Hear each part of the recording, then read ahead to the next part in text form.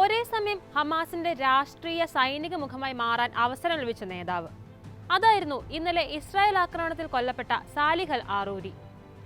ഇസ്രായേലിനെ കൂടാതെ അമേരിക്കയും വൻ വിലയിട്ട പോരാളി. ഫലസ്തീൻ ജനതയും അവരുടെ വിമോചന സ്വപ്നങ്ങളും മാത്രമായിരുന്നു സാലിഹ് അൽ ആറൂരിക്ക് ജീവിതം. തടങ്കൽ പാളയങ്ങളും വധനീക്കങ്ങളും അയാളെ തളർത്തിയില്ല. ഫലസ്തീൻ പോരാട്ടത്തിന്റെ നൈതികതയും ഇസ്രായേൽ എന്ന രാജ്യത്തിന്റെ ദയാരാഹിത്യവും ലോകത്തെ നിരന്തരം ഓർമ്മിപ്പിക്കാൻ ആരൂരി മുന്നിൽ നിന്നു.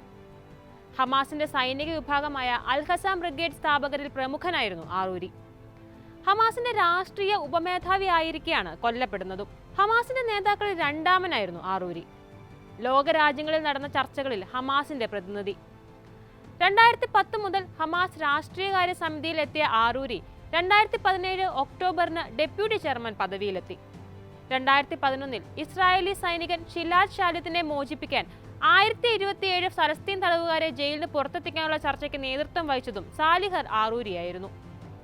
യഹ്യ സിൻവാർ, റൗഹി മുഷ്താഹ എന്നിവർ ജയിൽ മോചിതരായതും ഈ ചർച്ചയിലൂടെയാണ്. 1966 ആഗസ്റ്റിൽ റാമല്ലയിലാണ് ആറൂരിയുടെ ജനനം. 1987 ഹമാസ് രൂപവൽക്കരണ വേളയിൽ തന്നെ സംഘടനയിൽ അംഗത്വം നേടിയ ആറൂരി ഹമാസിന്റെ വിദ്യാർത്ഥി പ്രസ്ഥാനത്തെ നയിക്കുകയും വെസ്റ്റ് ബാങ്കിൽ ഹമാസിന്റെ സൈനിക വിഭാഗം സ്ഥാപിക്കാൻ സഹായിക്കുകയും ചെയ്തു. വിവിധ യൂണിവേഴ്സിറ്റികളിൽ നിന്നായി നിരവധി വിദ്യാർത്ഥികളെയാണ് അദ്ദേഹം ഈ കാലയളവിൽ ഹമാസിന്റെ ഭാഗമാക്കിയത്. ഇതോടെ ഇസ്രായേൽ ആറൂരിയെ നിരന്തരം വേട്ടയാടാൻ തുടങ്ങി.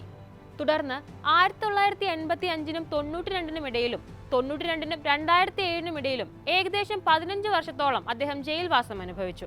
2010 ഇസ്രായേൽ സിറിയയിലേക്ക് നാട് കടത്തി. 3 വർഷങ്ങൾക്ക് ശേഷം തുർക്കിയിലേക്കും പിന്നീട് ലെബനനിലേക്കും താമസം മാറി. ഹമാസിന് വേണ്ടി ഫണ്ട് ശേഖരിക്കുന്നതും ആളുകളെ റിക്രൂട്ട് ചെയ്യുന്നതും ആറൂരിയാണെന്നാണ് ഇസ്രായേൽ ആരോപിക്കുന്നത്. 2015 അമേരിക്ക ആറൂരിയെ ഭീകരനായി പ്രഖ്യാപിച്ചു.